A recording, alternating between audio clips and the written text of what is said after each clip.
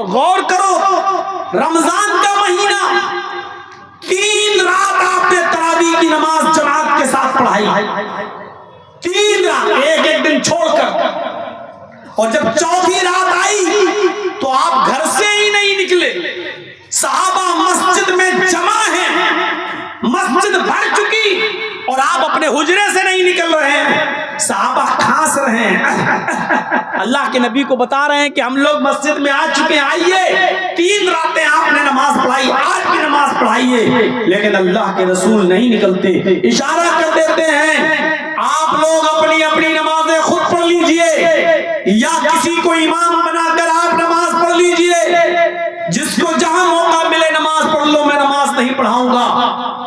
4تھی رات اللہ کے نبی نے نماز نہیں پڑھائی، چند صحابہ کسی ایک کو امام بنا لیے، ان کے پیچھے پڑھ لی، چند اور نے کسی اور کو امام بنایا، ان کے پیچھے پڑھ لی، کچھ لوگ اپنے گھر چلے گئے، اپنی بیوی کو اپنے بچوں کو اپنے پیچھے کھڑا کر کے خود نماز پڑھ لی، تراویح کی۔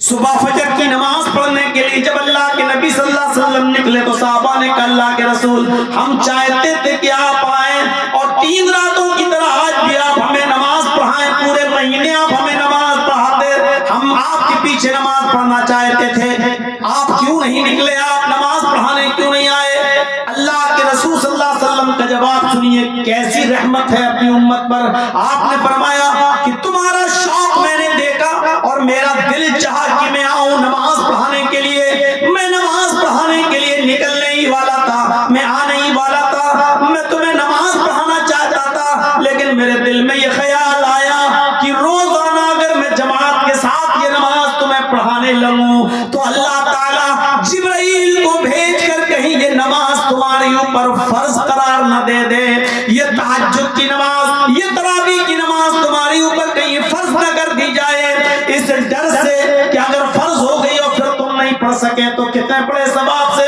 اور محروم ہو جاؤ گے اور کتنے بڑے گناہگار ہو جاؤ گے فرض چھوڑنے پر۔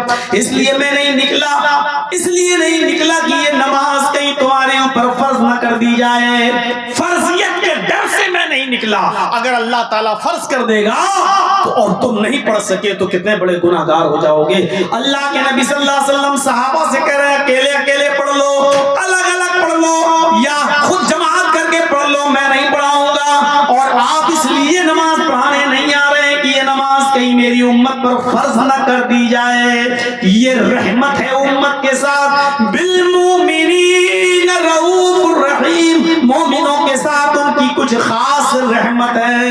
آپ نہیں چاہتے تھے کہ میری رحمت محروم ہو جائے، میری امت پر یہ فرض ہو جائے، نماز فرض کہیں تراویح فرض نہ ہو جائے، اس لیے آپ نکل نہیں رہے ہیں، یہ رحمت نہیں تو اور کیا ہے۔ مسواک کتنی کرتے تھے اللہ کے رسول، شاید آپ کو نہیں معلوم، اللہ کے نبی کا آخری وقت ہے فجر اور ظہر کے بیچ میں، فجر اور ظہر کے بیچ میں آپ اللہ کو پیارے ہو گئے، فجر اور ظہر کے بیچ میں آپ اپنی بیوی اماں عائشہ کی گود میں سر رکھ کر لیٹے ہوئے تھے، اور حضرت عائشہ کے بھائی جب مسواک کرتے ہوئے اندر چلے آئے تو اللہ کے نبی نے اشارے سے اپنی بیوی سے کہا عائشہ سے، یعنی یہ مسواک ان سے لے کر مجھے دے دو۔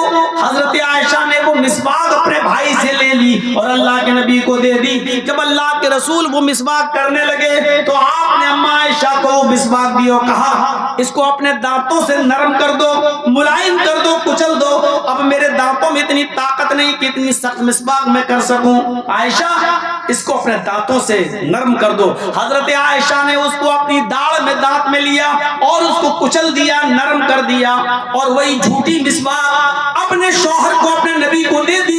اللہ کے رسول نے امی عائشہ کی جھوٹی مسواک کو کرنا شروع کر دی، آپ نے وہ مسواک کی اور مسواک کرتے کرتے وہ مسواک آپ کے ہاتھ سے گر گئی، آپ کا ہاتھ پانی کے پیالے میں جاتا ہے اور پانی سے پیالے سے بھرا ہوا وہ ہاتھ اپنے بدن پر ملتے ہیں اور کہتے ہیں لا الہ الا اللہ ان للموت سکرات، لا الہ الا اللہ ان للموت سکرات، لا الہ الا اللہ ان للموت سکرات، اللہ کے علاوہ کوئی معبود نہیں، بے شک موت کے لیے بڑی سختیاں ہیں، بے شک موت کے لیے بڑی بے چینیاں ہیں، بے شک موت کے لیے بڑی پریشانیاں ہیں۔ اللہ کے رسول کو انتقال کے وقت اتنی پریشانی اور اتنی بے چینی ہو رہی تھی کہ اسی بے چینی کو دیکھتے ہوئے آپ کہتے ہیں ان للموت سکرات، موت کے لیے بڑی بے چینیاں ہیں۔ پھر آپ نے حضرت عائشہ سے کہا عائشہ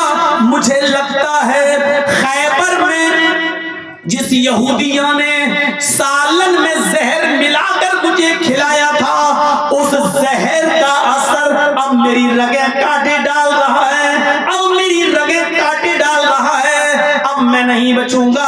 عائشہ اس کے بعد آپ کی آواز بند ہو جاتی ہے، ہونٹ ہل رہے ہیں۔ حضرت عائشہ نے کان لگائے تو آپ کہہ رہے تھے اقیم الصلاۃ، اقیم الصلاۃ ما ملکت ایمانکم، لوگوں نماز پڑھتے رہنا، نماز پڑھتے رہنا اور اپنے ماتحتوں کا خیال رکھنا، اپنے غلاموں پر ظلم مت کرنا۔ میرے بھائیوں کہنے کا مقصد یہ ہے آخری وقت میں بھی آپ نے مسواک کی ہے، آخری دن تک آپ نے مسواک کی ہے، مسواک کرتے کرتے خود ہاتھ سے گر گئی اور داڑھی پر آ گئی، اس وقت بھی آپ نے مسواک کی ہے۔ یہ مسواک جو اتنی پیاری تھی اللہ کے نبی کو، اتنی محبوب تھی اللہ کے نبی کو، لیکن آپ نے اپنی امت پر مسواک فرض نہیں کی۔ لولا ان اشق علی امتی لامرتهم بالسواک عند كل صلاۃ، اگر میری امت پر ہر نماز سے پہلے مسواک کرنا مشکل نہ ہوتا، دشوار نہ ہوتا تو میں ان پر فرض کر دیتا، ان کو حکم دیتا کہ وہ ہر نماز سے پہلے مسواک کریں، لیکن میری امت پر ہر نماز سے پہلے مسواک کرنا مشکل ہے۔ اس مشکل سے بچنے کے لیے آپ نے فرض قرار نہیں دیا، اس لیے آپ نے اس کو فرض نہیں، صرف سنت رہنے دی لیکن فرض نہیں قرار دیا۔ اتنی امپورٹنٹ چیز مسواک جس کو آخری وقت میں بھی کیا لیکن اس کو آپ نے فرض قرار نہیں دیا۔ یہ تھی محبت نبی کی۔ اندازہ لگا سکتے ہیں آپ؟ غور کیجئے، ایک دعا اللہ نے ہر نبی کو دی، ہر نبی کو، آدم سے لے کر محمد صلی اللہ علیہ وسلم تک جتنے بھی نبی آئے، 1,00,000 سوا لاکھ جتنے بھی نبی اس دنیا میں آئے، اللہ نے سب کو کہا ایک دعا میں تمہیں دے رہا ہوں، تمہاری ضرور قبول کروں گا۔ ہر دعا قبول کروں نہ کروں یہ الگ بات ہے، لیکن ایک دعا ضرور قبول کروں گا۔ اللہ نے سارے نبیوں کو جتنوں کو یہاں دنیا میں بھیجا ان سے کہا کہ تمہاری ایک دعا ضرور قبول کروں گا۔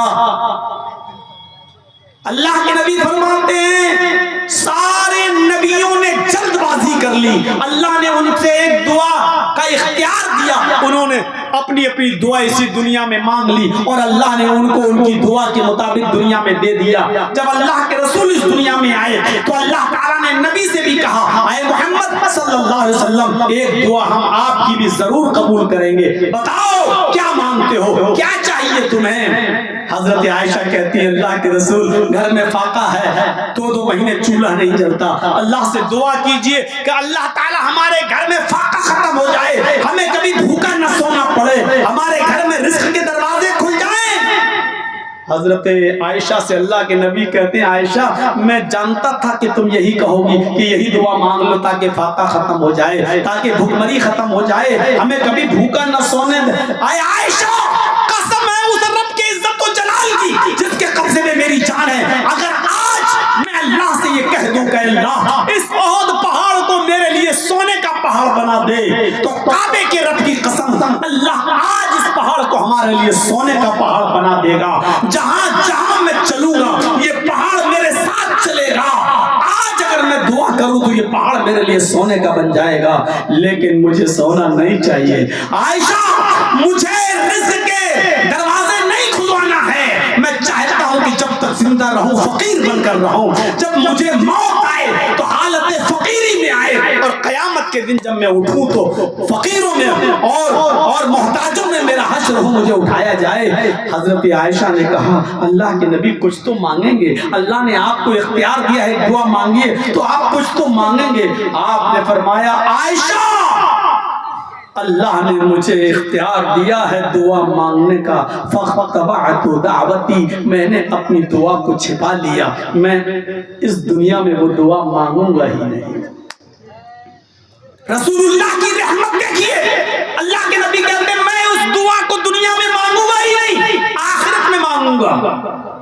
جب اللہ تعالی مجھے قیامت کے دن اٹھائے گا تو میں اللہ سے کہوں گا اللہ ایک دعا ہر نبی نے دنیا میں تو نے اختیار دیا، اس نے دنیا میں مانگ لی، تو نے مجھے بھی ایک دعا کا اختیار دیا تھا لیکن میں نے وہ دعا نہیں مانگی، اے اللہ میری دعا باقی ہے، آج اس دعا کو میں مانگوں گا۔ اور عرش والا کہے گا اے محمد صلی اللہ علیہ وسلم ہاں میں جانتا ہوں کہ تم نے اپنی دعا دنیا میں نہیں مانگی، آج مانگو، کیا مانگتے ہو؟ ہم آج بھی تمہاری دعا سننے کے لیے تیار ہیں، بتاؤ کیا ہے، مانگو ہم تمہیں دیں گے۔ کہا عائشہ اس وقت میں مانگوں گا۔ حضرت عائشہ نے کہا کیا مانگیں گے آپ؟ اس موقع پر فرمایا شفاعتا لامتی، میں قیامت کے دن اپنی امت کی شفاعت مانگوں گا، اے اللہ میرے گناہگار امتیوں کو بخش دے اور ان کو جنت میں ڈال دے۔ میں جہنم کے کنارے اپنے امتیوں کو جہنم کے دروازے سے لے کر میں جنت میں لے جاؤں گا، اللہ اس وقت میری دعا سنے گا اور اللہ مجھے اجازت دے گا اور اس وقت میں یہ دعا مانگوں گا۔ حضرت عائشہ کہتی ہیں نبی کی دعا چھپا لینا، نبی کا اس دنیا میں دعا نہ مانگنا، اپنی دعا کو قیامت کے دن کے لیے چھپا لینا، یہ امت کے لیے رحمت ہے۔ میرے بھائیوں یہ مومنوں کے ساتھ خاص تھے، محمد رسول اللہ صلی اللہ علیہ وسلم کی رحمت، یہ ہے اسلام، یہ ہے مومنوں کے ساتھ۔ ایک شخص رمضان کے مہینے میں اللہ آتا ہے اور کہتا اللہ کے رسول غضب ہو گیا، ہلاک تو یا رسول اللہ، اے اللہ کے رسول میں تو ہلاک ہو گیا۔ آپ نے کہا کیا ہوا؟ کہا اللہ کے رسول روزے کی حالت میں تھا اور اپنی بیوی سے میں نے ہم بستری کر لی۔ ذرا غور سے سنیے میرے بھائیوں، اللہ کے رسول نے کہا یہ تو بہت بڑا جرم ہو گیا ہے، یہ تو بہت بڑا ظلم کیا تم نے۔ کہا اللہ کے رسول میں نہیں چاہتا تھا لیکن اب ہو گیا تو کیا کیا جائے؟ آپ نے کہا پھر کفارہ ادا کرو۔ کہا کیا؟ کہا رمضان کے جب روزے ختم ہو جائیں تو اس کے بعد جس روزے کی حالت میں تم نے اپنی بیوی سے ہم بستری کی تھی وہ روزہ تمہارا خراب ہو گیا ہے، اس روزے کو تو پورا کرنا ہی ہے، اس روزے کو بعد میں رکھنا ہے، اس کے علاوہ 3 سزاؤں میں سے کوئی ایک سزا بھی تمہیں ملے گی پنشمنٹ اور ترتیب سے۔ پہلی سزا یہ ہے کہ تم ایک غلام آزاد کرو۔ کہنے لگا اللہ کے رسول پوری زندگی تو مجھے کسی کی غلامی کرتے ہوئے ہو گئی، میں کہاں سے غلام آزاد کروں، نہیں ہے میرے پاس اتنی دولت۔ آپ نے کہا دوسرا آپشن بھی ہے۔ کہا کیا؟ کہا پھر 60 روزے رکھو، وہ روزہ تو رکھنا ہی ہے جو خراب ہوا، اس کے علاوہ 60 روزے رکھنا ہے تمہیں، اور وہ بھی کنٹینیو، ریگولر، مسلسل، پے در پے، لگاتار 60 روزے رکھنا ہے۔ جتنے دن روزے رکھو گے بیوی سے الگ رہو گے جب تک 60 روزے پورے نہ ہو جائیں، اور کنٹینیو روزے رکھنا ہے لگاتار، بیچ میں ایک بھی نہیں چھوڑ سکتے ہو۔ اگر 50 روزے رکھ لیے اور ایک دن آرام کرنے کے لیے، سستانے کے لیے چھوڑ چلو 1-2 دن آرام کر لیتے ہیں، 50 رکھ کے تھک گئے ہیں، اور جہاں آپ نے ایک روزہ چھوڑا 50 بیکار، اب پھر سے 1 سے 60 رکھو۔ ہاں اگر بیمار ہو جائے تو الگ بات ہے، ڈاکٹر نے اگر منع کر دیا روزہ رکھنے کو اور دوا چل رہی ہے آپ کی صبح دوپہر شام، تو وہ عذر میں آ جائے گا، وہ معاف ہے، پھر آپ ناگا کر سکتے ہو، لیکن بلا کسی عذر شرعی کے آپ روزہ نہیں چھوڑ سکتے ہو۔ عذر ہے تو الگ بات ہے، عذر نہیں ہے تو کنٹینیو لگاتار رکھنا ہے۔ اس نے کہا اللہ کے رسول کتنے روزے رکھنا ہے؟ کہا 60، وہ بھی کنٹینیو، کہاں لگاتار؟ ہاں نہیں رکھ پاؤں گا، اتنی بھی طاقت نہیں، میں پتلا دبلا آدمی ہوں، میں نہیں رکھ پاؤں گا۔ اللہ کے رسول دیکھا نہیں 1 روزہ میں تو صبر نہیں کر پایا، بیوی سے مل بیٹھا جا کر، اب 60 روزے اور نہیں یہ بھی طاقت نہیں ہے میرے اندر۔ تو آپ نے کہا پھر ایک اور آپشن ہے، بس لاسٹ کا کیا؟ کہ 60 مسکینوں کو کھانا کھلاؤ، 60 مسکینوں کو بلاؤ اپنے گھر پہ اور ایک ٹائم کھانا کھلانا ہے ان کو پیٹ بھر کر۔ اب 60 کی گنتی پوری کرنا ہے، اب چاہو تو ایک ایک کر کے 60 دن کھلاؤ، ایک فقیر کو رکھ لو اپنے گھر، بھائی تم آؤ اور کھانا کھا کے چلے جایا کرو ایک ٹائم. تو 60 دن تک کھلانا ہے. تو ایک ایک کر کے کھلاؤ گے تو 60 دن تک. لیکن جب تک 60 پورے نہیں ہو جائیں گے بیوی حلال نہیں ہوگی. بیوی سے مل نہیں سکتے. 10 کر کے 6 دن کھلا دو 60 ہو گئے, جاؤ اپنی بیوی کے پاس. یا 60 مسکینوں کو ایک ہی دن بلا کے کھلا دو. آپ نے 60 کو کھلانا ہے. جب تک 60 پورے نہیں ہو پائیں گے, ہو جاتے ہیں, تب تک بیوی حلال نہیں ہوگی. 60 مسکینوں کو کھانا کھلاؤ. کہنے لگا اللہ کے رسول 60, آپ کو میرے گھر کی حالت معلوم نہیں. کہا کیا؟ کہا اللہ کے رسول میرے گھر میں خود ہمیں کھانے کو نہیں ملتا. شام کو کھا لوں تو صبح بھوکا اٹھتا ہوں, صبح مل جائے تو شام کو بھوکا سوتا ہوں. آپ کو پتا نہیں ہے میرے گھر کی حالت. میں اپنے گھر والوں کو دونوں ٹائم کھانا نہیں کھلا پا رہا ہوں, 60 مسکینوں کو کھانا کہاں سے کھلاؤں؟ آپ نے کہا تو ٹھیک ہے رکو, میں تمہارے لیے چندہ کرواتا ہوں. اب جب نماز کا ٹائم ہوا, آپ نے نماز کے بعد اعلان کیا تمہارے بھائی سے غلطی ہو گئی اور اسی کا کفارہ ادا کرنا ہے. اس کو فقیروں میں کچھ بانٹنا, غریبوں میں کچھ کھلانا ہے. اپنے بھائی کے لیے چندہ لا کے دو, اپنے بھائی کے لیے چندہ لا کر دو.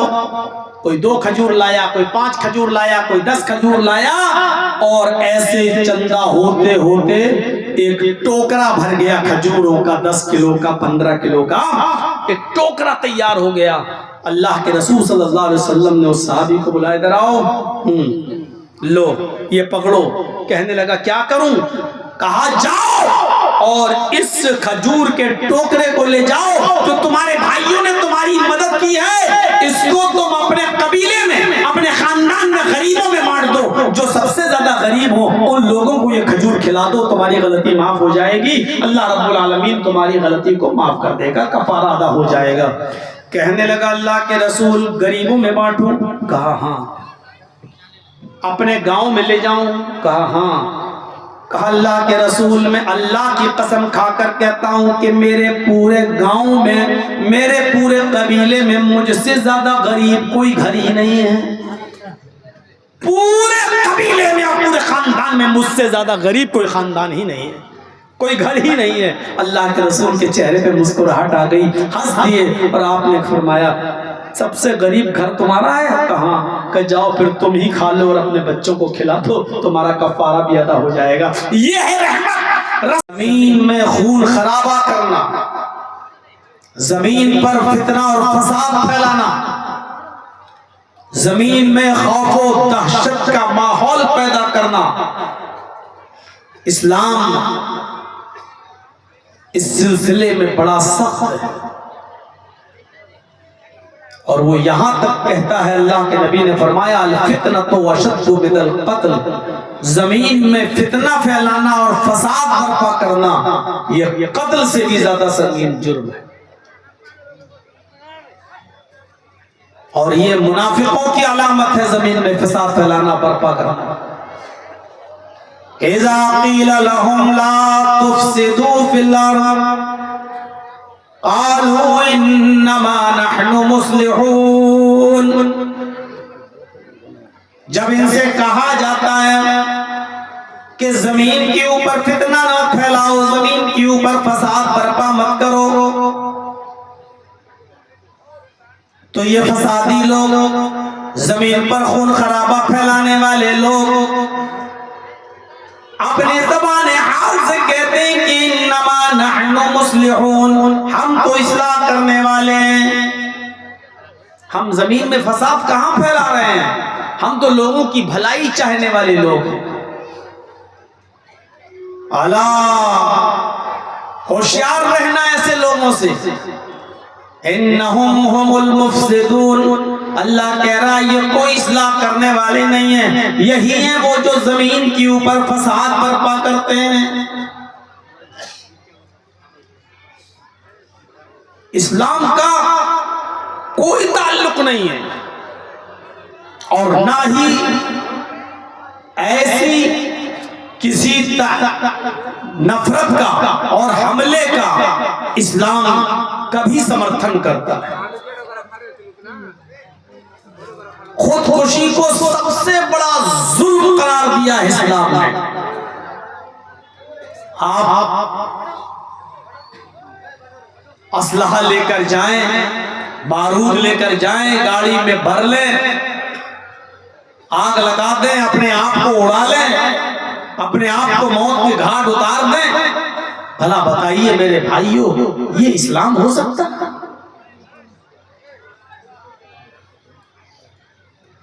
جس چیز کے ذریعے کوئی شخص اپنی موت کو دعوت دیتا ہے، مثلا زہر کھا کے مرتا ہے خود، تو مرنے کے بعد قیامت تک اس کو یہی سزا دی جاتی رہے گی.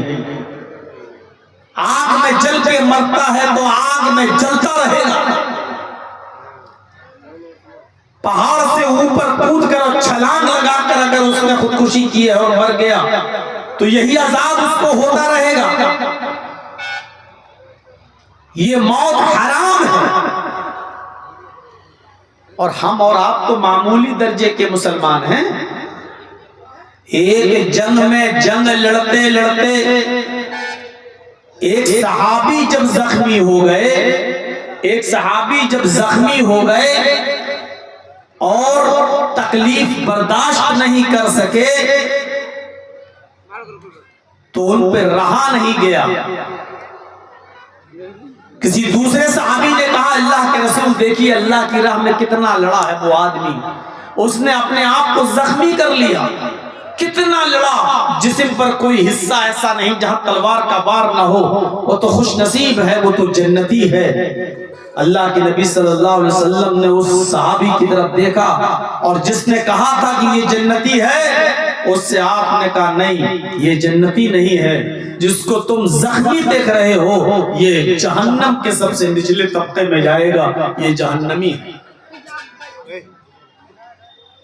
اس صحابی نے اس کا پیچھا کرنا شروع کر دیا کہ دیکھیں کیسے جہنمی ہے. یہ آدمی تو اللہ کی راہ میں لڑا ہے، جہاد میں شامل ہوا ہے، اور اللہ کے رسول کہہ رہے ہیں یہ جہنمی ہے. دیکھیں کیا ہے، یہ کچھ دور جاتا ہے اور اس نے اپنی تلوار کو زمین پر گاڑا اور میدان جنگ میں جو اس کو تکلیف پہنچی تھی، زخم لگے تھے، اس درد کو وہ برداشت نہیں کر پا رہا تھا، اس لیے اس تلوار کی نوک پر اس نے اپنے سینے کو رکھ دیا. ایسے زمین پہ تلوار گاڑی اور اس کی نوک پر اپنے سینے کو رکھا اور پورا کا پورا بوجھ اس تلوار کے اوپر ڈال دیا. اپنا پورا وزن اس تلوار کی نوک پر رکھ دیا اور تلوار کو اس نے اس پار کر لیا. یہاں سے داخل ہوئی اور یہاں سے نکل گئی. وہ آدمی خودکشی کر گیا، مر گیا. وہ صحابی اس دنیا سے رخصت ہو گئے. یہ صحابی آئے جنہوں نے اس کو خودکشی کرتے ہوئے دیکھا، تلوار اپنے سینے پر لگا کر مرتے ہوئے دیکھا. یہ دوڑتے ہوئے آئے اور اللہ کے نبی صلی اللہ علیہ وسلم سے کہتے ہیں، بخاری کی روایت، آتی یدک اباعیک، اے اللہ کے نبی اپنا ہاتھ بڑھائیے. آپ نے اپنا ہاتھ بڑھایا، صحابی نے ہاتھ چوما اور کہا اشہد ان لا الہ الا اللہ واشہد ان محمدا عبدہ ورسولہ. اے اللہ کے رسول میں گواہی دیتا ہوں اللہ کے علاوہ کوئی معبود نہیں، اور اس بات کی بھی گواہی دیتا ہوں کہ آپ اللہ کے بندے اور اس کے رسول ہیں. آپ نے جس کو جہنمی بتایا تھا میں اس کے پیچھے پیچھے گیا، میں نے دیکھا کہ ایسا کون سا کام کرتا ہے وہ جہنم میں جانے والا. بغیر نفس او فساد فکأنما قتل الناس جميعا.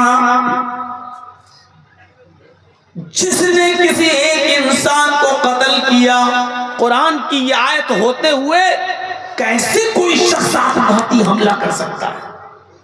قرآن کی اس آیت کو جو پڑھے گا سچے دل سے وہ کبھی حملے کے بارے میں سوچ نہیں سکتا.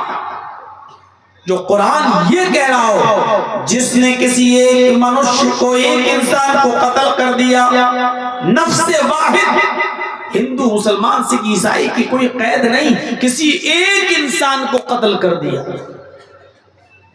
کوئی بھی ہو، کسی بھی دھرم کا ماننے والا ہو، اگر کوئی شخص کسی ایک نفس کو، ایک منشیہ کو، ایک انسان کو قتل کر دیتا ہے بنا اس کی غلطی کے، اس نے نہ کوئی فساد برپا کیا، نہ کسی کو مارا، نہ اس کی کوئی غلطی، بلا قصور اگر آپ نے کسی کو قتل کر دیا تو اللہ تعالیٰ کیا کہہ رہا ہے؟ ایک انسان کے قتل کو اللہ رب العالمین نے فرمایا فَكَأَنَّمَا قَتَلَ النَّاسَ جَمِيعًا، اس نے ایک انسان کو قتل نہیں کیا، اس نے ساری دنیا کی مانوتا کو، ساری دنیا کی انسانیت کو قتل کر دیا۔ فَكَأَنَّمَا قَتَلَ النَّاسَ جَمِيعًا، اس نے پورے وشو کی مانوتا کو، اس نے پوری دنیا کی انسانیت کو مار ڈالا۔ ایک انسان کے قتل کو ساری دنیا کی انسانیت کا قتل بنایا۔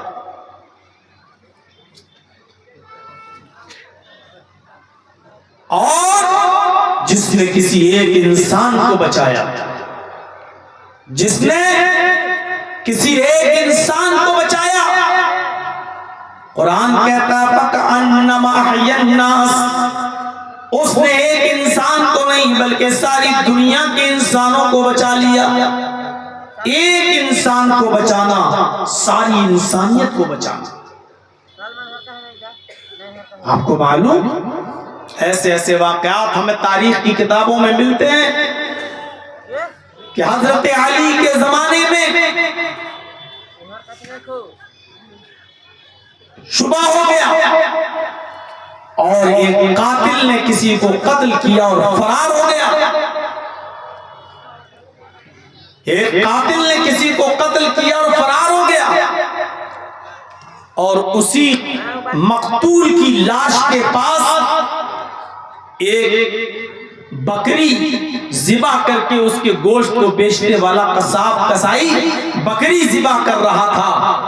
جیسی اس نے بکری ذبح کی اسی وقت پولیس آ جاتی ہے وہیں پر حضرت علی کے زمانے میں، اور اس قصاب کو، اس بکری کو ذبح کرنے والے کو پکڑ لیتی ہے اور کہتی ہے کہ تمہارے پاس یہ لاش ایک انسان کے قتل کی لاش پڑی ہوئی ہے، لہذا چھری تمہارے ہاتھ میں ہے، تم بہت شاطر ہو، تم بکری بھی کاٹتے ہو اور بکری کی آڑ میں بچنا چاہتے ہو، اس انسان کا قتل بھی تم نے کیا ہے۔ اس قصاب کو پکڑ لیا گیا، اس قصائی کو، اس بکری ذبح کرنے والے کو پکڑ کر حضرت علی کے پاس لایا ہے۔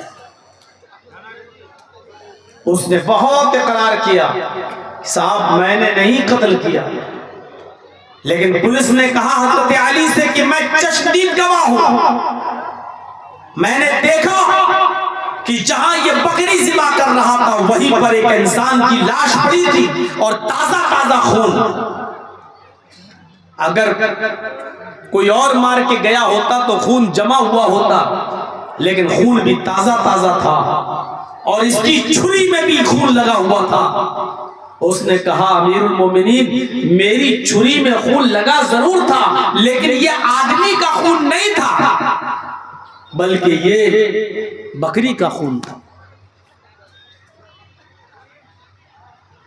شواہد ایسے تھے کہ اس آدمی کے بچنے کی کوئی شکل نہیں تھی، اصلی قاتل فرار ہو چکا ہے، اصلی قاتل بھاگ چکا ہے۔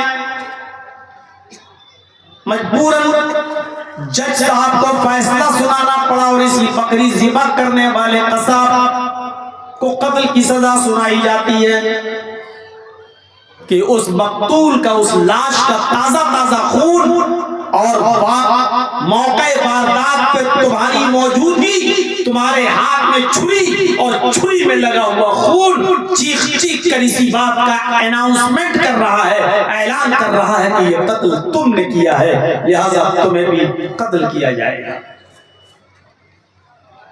جمعے کے دن اس آدمی کو قتل کیا جانا تھا، میدان مقتل میں اس آدمی کو لایا جاتا ہے قتل کے لیے، اور جب میدان مقتل میں اس آدمی کو قتل کے لیے لایا جاتا ہے، جلاد دیا جاتا ہے، اس کو قتل کرنے کے لیے بٹھا دیا جاتا ہے، اس سے پوچھا جاتا ہے کہ تمہاری کوئی آخری تمنا ہو، کوئی آخری آرزو ہو تو بتاؤ۔ یہ آدمی کہتا ہے کہ میری کوئی آخری تمنا نہیں، آخری آرزو نہیں ہے، ہاں میں اتنا بھی کہتا ہوں کہ میں بے قصور ہوں، جیسی جلاد اس کی گردن پر تلوار مارنے والے ہوئے، ویسے ہی ایک آدمی اسی مجمع میں جو دیکھنے آیا تھا وہ چیخ کر کہتا ہے امیر المومنین، اے علی، امیر المومنین، اس آدمی کو قتل نہیں کیجیے، یہ آدمی بے قصور ہے، اس آدمی نے قتل نہیں کیا ہے۔ حضرت علی نے جلاد کو حکم دیا رک جاؤ، اور جس نے کہا کہ یہ قاتل نہیں ہے اس کو بلایا ادھر آؤ۔ تم کیسے کہہ سکتے ہو کہ یہ قاتل نہیں ہے؟ چھری اس کے ہاتھ میں، موقع واردات تو یہ موجود، جہاں لاش ملی وہاں یہ تھا، اور کسی کے پیروں کے نشان بھی نہیں تھے، پھر تم اتنی گارنٹی کے ساتھ کیسے کہہ سکتے ہو کہ اس آدمی نے قتل نہیں کیا؟ اگر یہ قاتل نہیں ہے تو پھر قتل کیا کس نے؟ قاتل کو زمین کھا گئی یا آسمان نکل گیا؟ اس آدمی نے کہا امیر المومنین، اصلی قاتل میں ہوں، امیر المومنین، اے علی، اصلی قاتل میں ہوں، میں نے قتل کیا ہے، اس آدمی نے قتل نہیں کیا۔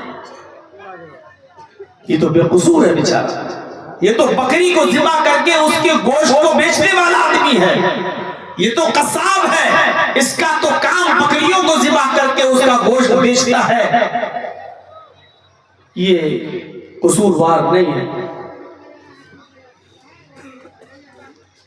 پھر فیصلہ ہوتا ہے کہ جو اصلی قاتل ہے، جب اس نے اپنے جرم کو قبول کر لیا تو اس کو قتل کر دیا جائے اور اس بے قصور کو چھوڑ دیا جائے۔ بے قصور کو چھوڑ دیا گیا، اور جس نے حقیقت میں قتل کیا تھا اس کو میدان مقتل میں لایا گیا، اور جب اس کو قتل کیا جانے لگا اس کے پاس تلوار لے کر جلاد آیا تو حضرت علی نے کہا کہ اس کو بھی چھوڑ دو، اگرچہ یہ قاتل ہے اور اس کی سزا اسلام میں قتل ہی ہے، لیکن اس کی ایک نیکی یہ بھی ہے، اگر اس نے ایک کو قتل کیا ہے تو بہت بڑا جرم تو کیا ہے، لیکن اس نے ایک بہت بڑا نیک کام بھی کیا ہے، اور وہ نیک کام یہ کہ اس نے وقت پر آ کر ایک بے گناہ اور بے قصور آدمی کی جان بچا لی۔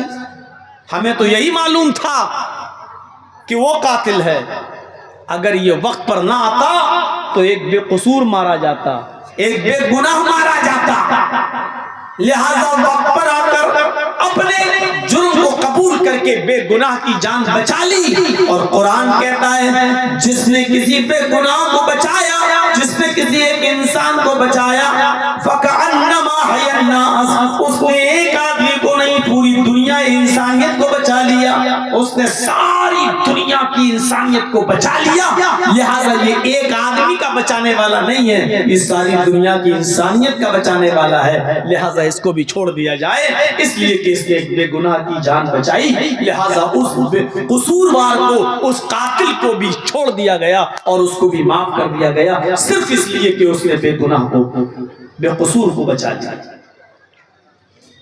اندازہ لگا سکتے ہیں کہ اسلام کے اندر کسی کو بچانا کتنا بڑا سوال، خواہ تو کسی بھی دھرم کا ماننے والا۔ یہ جواب نہیں ہے مولانا صاحب ہمارے ساتھ کیا کیا نہیں ہو رہا ہے، آپ کہاں ہیں، کس طریقے سے ہماری لنچنگ کی جا رہی ہے، اور کس طریقے سے ہمیں مارا جا رہا ہے، اور کس طریقے سے ہمارے خلاف شریعت ہو رہے ہیں، ہمیں برباد کرنے کی کس طریقے سے پلاننگیں ہو رہی ہیں، اور آپ ابھی بھی فیور میں تقریر کریں گے؟ یہ آپ کا جواب صحیح نہیں ہے۔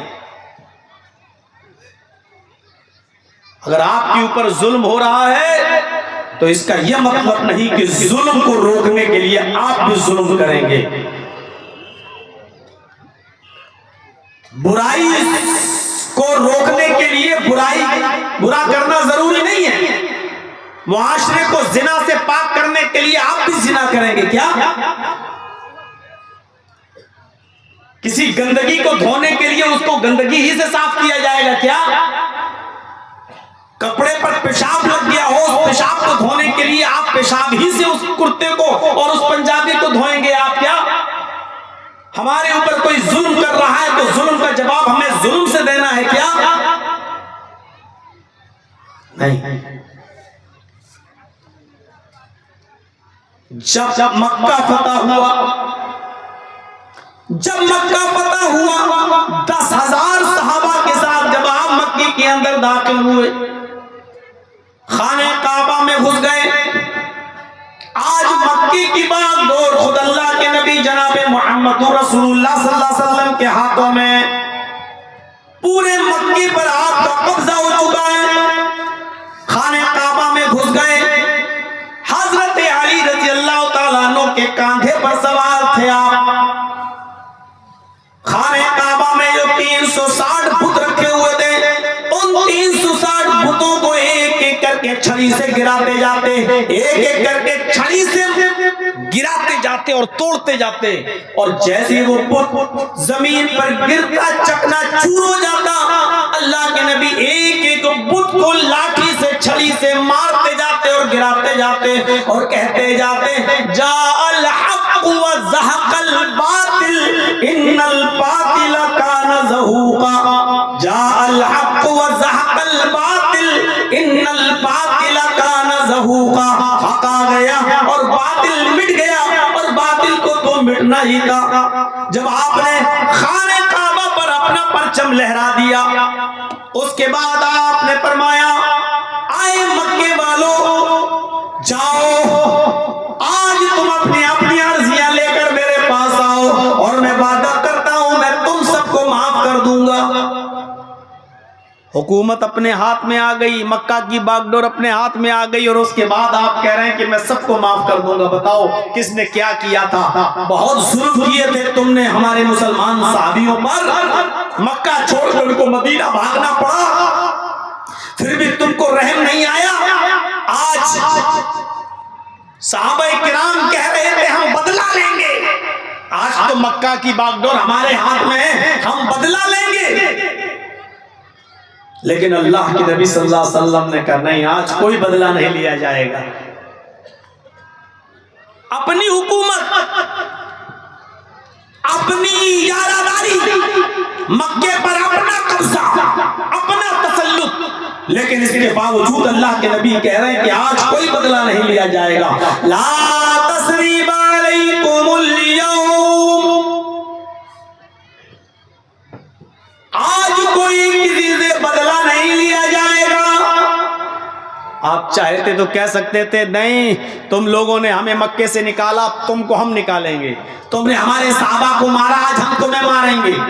یہ ہے اسلام، ہم تمہاری بھی بوٹی بوٹی کریں گے۔ اللہ کے نبی نے فرمایا لا بل اليوم یوم المرحمہ، نہیں، سعد غلط کہہ رہے ہیں، آج کا دن ٹکڑے ٹکڑے کر دینے کا دن نہیں ہے، آج کا دن بدلے کا دن نہیں ہے، الیوم یوم المرحمہ، آج کا دن تو رحم و کرم کا دن ہے، آج کا دن تو عفو درگزر کر دینے کا دن ہے، آج کا دن تو ایک دوسرے کو معاف کر دینے کا دن ہے، آج کے دن کوئی کسی سے بدلہ نہیں لے گا، جاؤ میں نے سب کو معاف کر دیا۔ یہ تھا اسلام کی مکھ دھارا اور خاص تعلیم۔ آپ دشمنوں کے ساتھ بھی یہ سلوک کیا کرتے تھے، اور آج ایک ہمارا معاملہ دیکھ لیجیے، ہم تھوڑا سنبھلنے کی کوشش کرتے ہیں کہ پھر اس طریقے کے ایک دو حادثے ہو کر پھر مسلمانوں کو بدنام کرنے کی کوشش کی جاتی ہے، اور پھر ٹھپا لگایا جاتا ہے کہ یہ مسلمان دہشت گرد ہوتے ہیں، یہ مسلمان آتنکوادی ہوتے ہیں۔ میرے بھائیوں، چہرے پر داڑھی رکھ کر، سر پہ ٹوپی لگا کر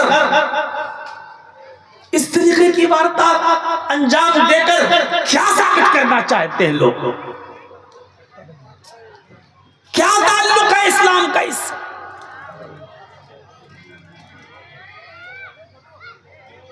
چند لوگوں کے ایسے قدم اٹھا دینے کی وجہ سے اب دیکھ لو کتنے بیچارے بے قصور مسلمانوں پر گاج گرتی ہے، اور جبکہ ہمیں معلوم ہے کہ اس وقت ہماری پوزیشن کیا ہے، ہم جانتے ہیں کہ اس وقت ہم کس کنڈیشن میں رہ رہے ہیں، اور اس کے باوجود ایسے نبی اکرم جناب محمد رسول اللہ صلی اللہ علیہ وسلم کی زندگی پر ایک نظر ڈالیے، آپ اشش کریں گے ایک آدمی یمامہ کا گورنر ہے، نام ہے اس کا سمامہ، اور سنیے غور سے، یمامہ کا گورنر ہے، نام ہے اس کا سمامہ،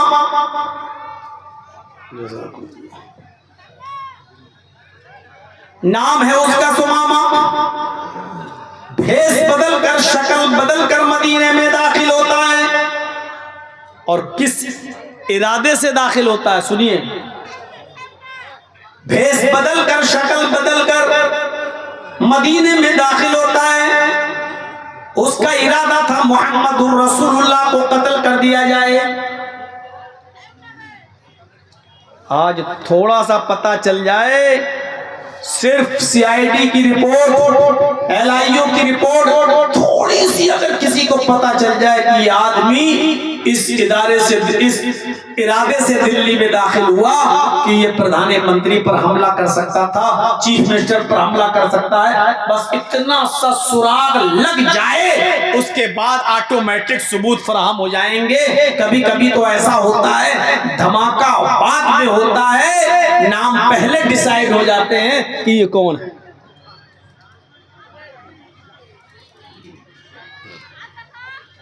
اور کس نے کیا ہوگا؟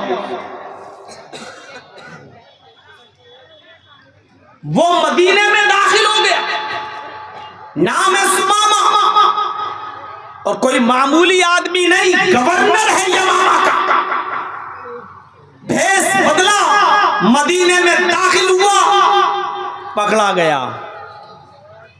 صحابہ نے پوچھا، اس کی قلعی کھل گئی، محمد رسول اللہ کے ساتھیوں نے اس کو اریسٹ کر لیا، راز پوچھا، اس نے قبول کر دیا کہ میں یمامہ کا گورنر ہوں، سمامہ ہوں، اور میں مدینے میں بھیس بدل کر داخل ہوا، اور میں محمد کو قتل کرنے کے ارادے سے آیا صلی اللہ علیہ وسلم۔ اب جو قتل کے ارادے سے آیا ہو، اس کی اسلام میں سزا کیا ہے؟ اس کو قتل کر دیا جائے۔ جو نبی کے قتل کے ارادے سے آیا ہو تو سزا یہ ہے کہ اس کو زندہ رہنے کا حق نہیں ہے، قتل کر دیا جائے۔ وہ گرفتار کر لیا گیا، اب گرفتار کر کے اس کو رکھا کہاں گیا؟ اس زمانے میں ایسی جیلیں نہیں تھی جیسی آج ہماری جیلیں ہیں کہ پرندہ بھی پر نہ مار سکے، ایسی جیلیں نہیں تھی۔ صحابہ کرام نے اس کو مسجد نبوی میں بنے ہوئے کھمبے سے باندھ دیا، جیسے یہ کھمبا لگا ہے نا، ایسی مسجد نبوی کھجور کے پتوں کی تھی اور اس میں کھمبے لگے ہوئے تھے، ایک کھمبے سے اس کو باندھ دیا، یہی جیل تھی۔ ظہر کی نماز پڑھنے کے لیے اللہ کے نبی جناب محمد رسول اللہ صلی اللہ علیہ وسلم جب مسجد میں داخل ہوتے ہیں، جیسی مسجد میں گئے، مسجد نبوی کے اندر کھمبے سے بندھے ہوئے ایک آدمی کو دیکھا، اپنے صحابہ سے پوچھا یہ کون ہے؟ لوگوں نے بتایا اللہ کے نبی یہ سمامہ ہے، یمامہ کا گورنر ہے، آپ کے قتل کے ارادے سے مدینے میں داخل ہوا اور پکڑا گیا، ہم اس کو گرفتار کر کے یہاں لائے ہیں، آپ کا جو حکم ہو اس کے ساتھ وہی سلوک کیا جائے۔ آپ نے کہا اچھا یمامہ کا گورنر ہے، سمامہ ہے؟ کہاں؟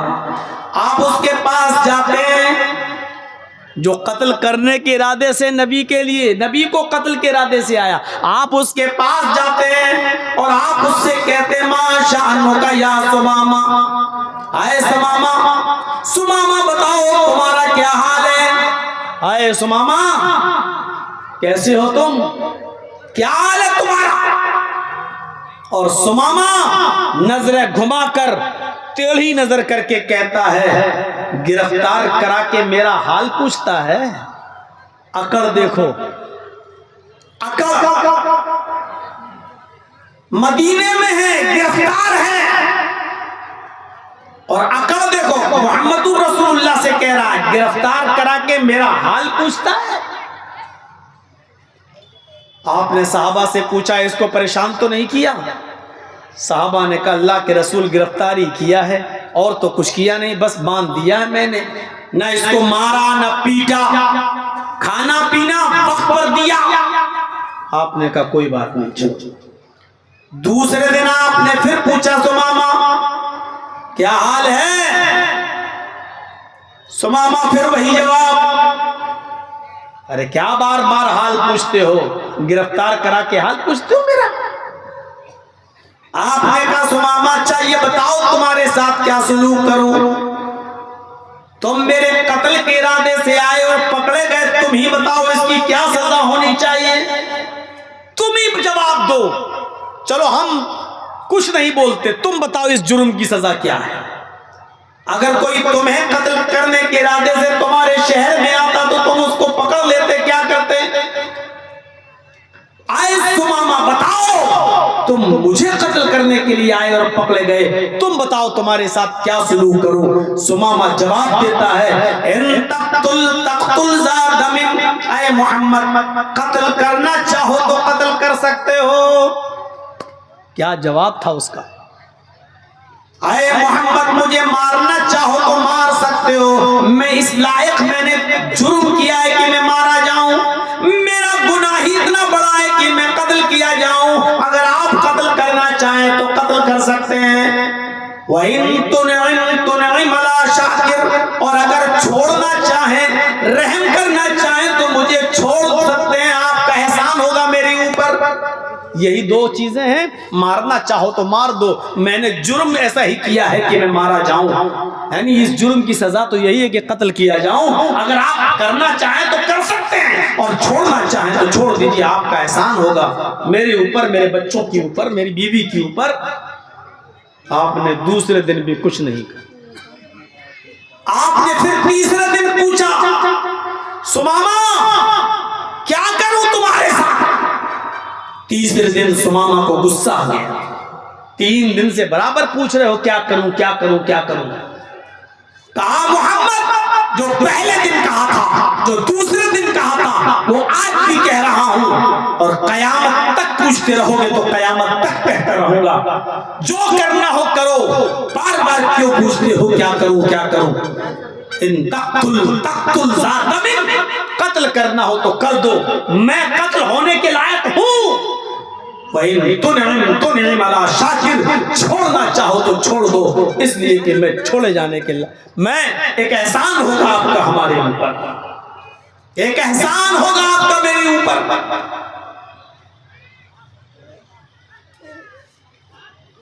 تیسرا دن تھا،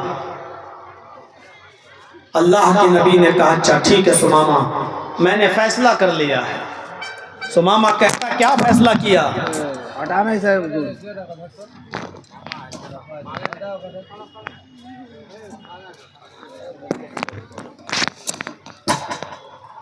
سمامہ نے کہا کیا فیصلہ کیا، قتل کرنے کا یا چھوڑنے کا؟ اللہ کے نبی جواب دیتے ہیں سمامہ میں نے چھوڑنے کا فیصلہ کر لیا ہے کہ میں تجھے چھوڑ دوں گا، لیکن میری ایک شرط ہے، اور شرط بھی کتنی چھوٹی۔ اور نوجوانوں ذرا میری طرف دیکھو اور غور کرو کہ اسلام کا قائد اور گائیڈ اور رہبر کیا ہے۔ کہا میں چھوڑ دوں گا لیکن شرط ہے میری۔ کیا شرط ہے؟ آپ نے کہا سمامہ ایک بار مجھے دیکھ لے، میں جب بھی آتا ہوں تو چہرہ پھیر لیتا ہے، میری نظر سے نظر نہیں ملاتا، میری آنکھوں میں آنکھیں ڈال کر بات نہیں کرتا، میرا چہرہ نہیں دیکھتا، میرے چہرے سے تو نفرت کرتا ہے، تو ایک بار مجھے دیکھ لے میں تجھے چھوڑ دوں گا، تو مجھ سے بات تو کر، نظر سے نظر تو ملا۔ آپ ہی بتائیے مولوی جرجیز کو اگر پھانسی کی سزا ہو جائے اور مودی جی ہم سے یہ کہیں کہ اے مولانا ایک بار تو ہم کو دیکھ لے، ہم تجھے چھوڑ دیں گے، تیری سزا معاف کر دیں گے، تو ہم دیکھ لیں گے یا نہیں دیکھ لیں گے؟ ارے جان بچ رہی ہے، ہم تو فوراً دیکھ لیں گے، لیجیے مودی جی چھوڑ دیجیے۔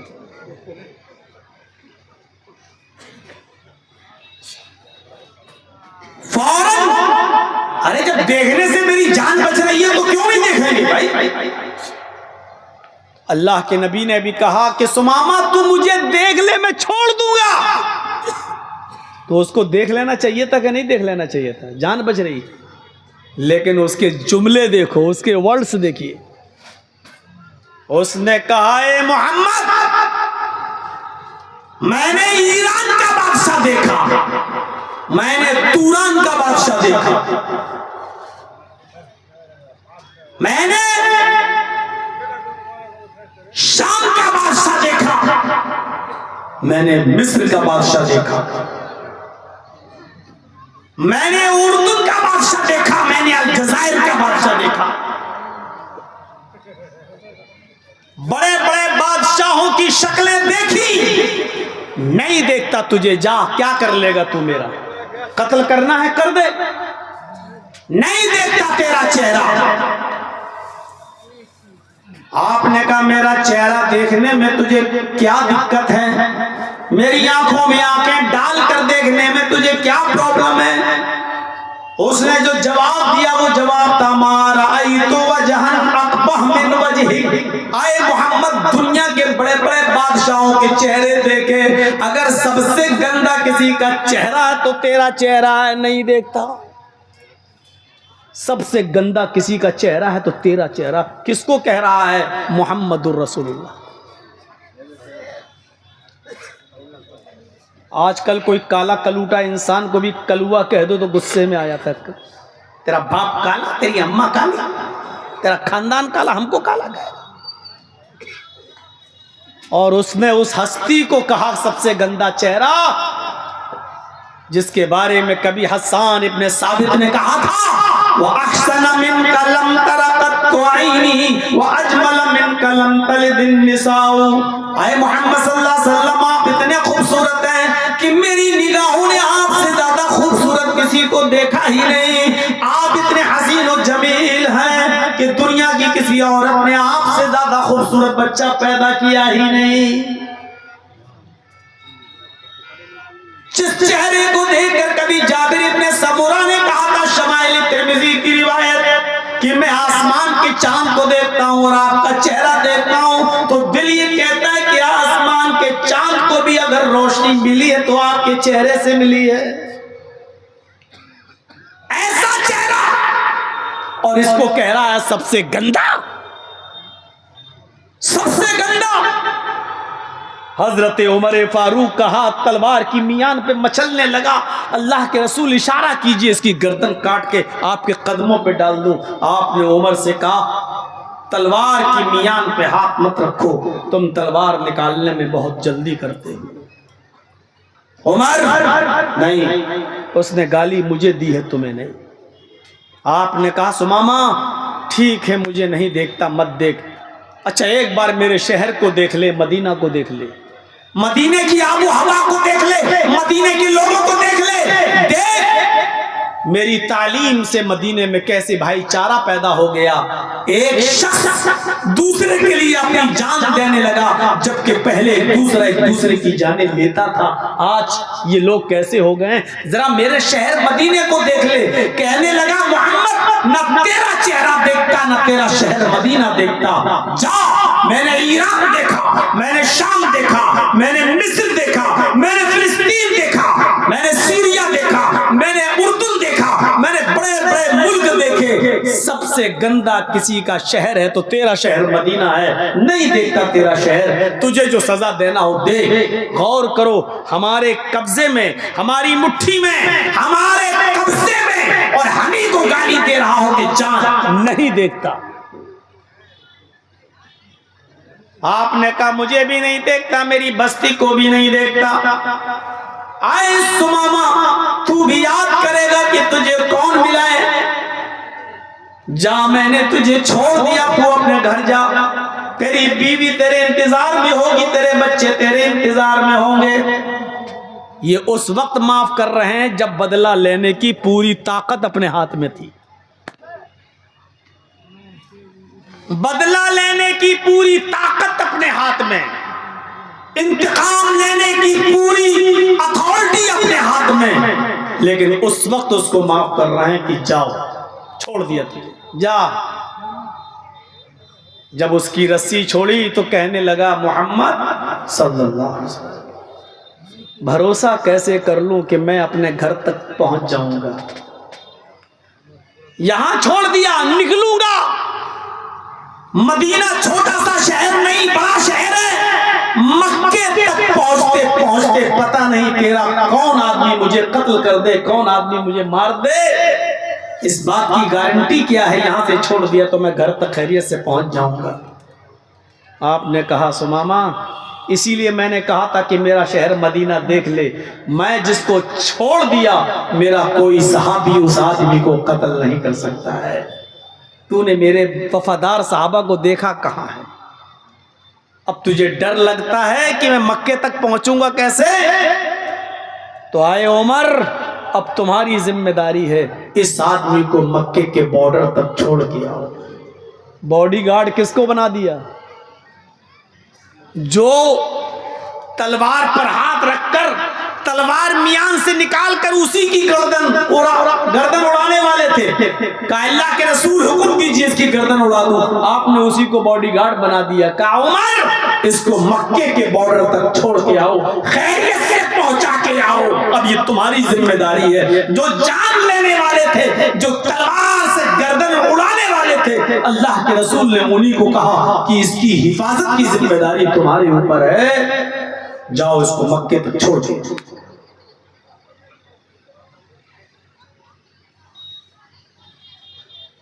حضرت عمر سوچتے تو اچھا سوچ سکتے تھے، چلو ٹھیک ہے اکیلے میں مار دوں گا، نبی بھی نہیں ہوں گے، کام تمام کر دوں گا اس کا، لیکن نہیں، اب حفاظت کی ذمہ داری نبی نے دی ہے، اب اس کی حفاظت میرے ذمہ ہے، پہنچانا اس کو میرے ذمہ ہے۔ لے کر گئے کہ چلو مکے سے مدینے سے نکلا، مسجد نبوی سے نکلا، صرف 2 میل دور بھاگا، بس صرف 2 میل، کہتا ہے عمر مجھے غسل کرنا ہے، گرمی لگ رہی ہے، کنواں تھا وہیں پر کپڑے اتارتا ہے، غسل کرتا ہے وہیں کپڑے پہنتا ہے۔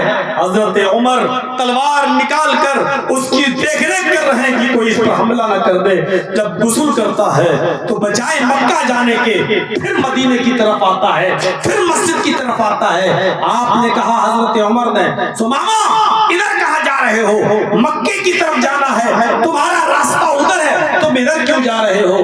کہا آیا تھا اپنی مرضی سے، جا رہا ہوں بھی اپنی مرضی سے، اب میں تمہارا حکم نہیں مانوں گا، سیدھے مدینے آیا، مسجد نبوی کی چوکھٹ پکڑ لیا، دیکھتا کیا ہے محمد رسول اللہ زمین پر بیٹھے ہیں، اتنا بڑا نبی، اتنا بڑا پیغمبر اپنے صحابہ کے ساتھ زمین کی کچی مٹی پر بیٹھا ہوا ہے، ایسا لگا جیسے چاروں طرف ستارے ہوں اور بیچ میں چاند چمک رہا ہو، اور بیچوں بیچ میں محمد رسول اللہ کو بیٹھا ہوا دیکھ کر مسجد نبوی کی چوکھٹ کو پکڑ کے کہتا ہے اے محمد ابن عبداللہ، اللہ کے رسول نے نظریں اٹھائیں، کھڑے ہو گئے، سمامہ کیا ہوا؟ عمر نے تم کو پریشان کیا، کیا کسی نے تمہیں زبردستی یہاں لے کر آیا؟ میں نے تو تمہیں چھوڑ دیا، اب کیسے تم لوٹ کر آئے؟ کیا کسی نے تمہیں مجبور کیا ہے؟ فرمایا نہیں۔ پھر کیوں آئے؟ کہا اپنی مرضی سے آیا۔ کہا کس لیے آئے؟ کہا اے محمد ابن عبداللہ، آپ کو رسول اللہ ماننے کے لیے چلا آیا۔ یہ یمامہ کا گورنر اپنی گورنری کا تاج اتار چکا ہے، آپ کے پیروں کے جوتے صاف کر کے آپ کے پیروں میں پہنانے کے لیے، یہ غلامی کرنے کے لیے چلا آیا ہے۔ میں بھی کلمہ پڑھنے کے لیے آیا ہوں، اشہد ان لا الہ الا اللہ و اشہد ان محمدن عبدہ و رسولہ، یہ کلمہ پڑھا اور اسلام لیا۔ اس واقعے کی روشنی میں بتائیے کہ اسلام کا چہرہ کیا ہے؟ اپنے ہاتھ میں باغ ڈور، اپنے ہاتھ میں سب کچھ، اور اس کے باوجود دشمن کو معاف کر رہے ہیں اور چھوڑ رہے ہیں۔ تمہارے ہاتھ میں تو اس وقت کچھ نہیں ہے اور پھر بھی تم اتنا بڑا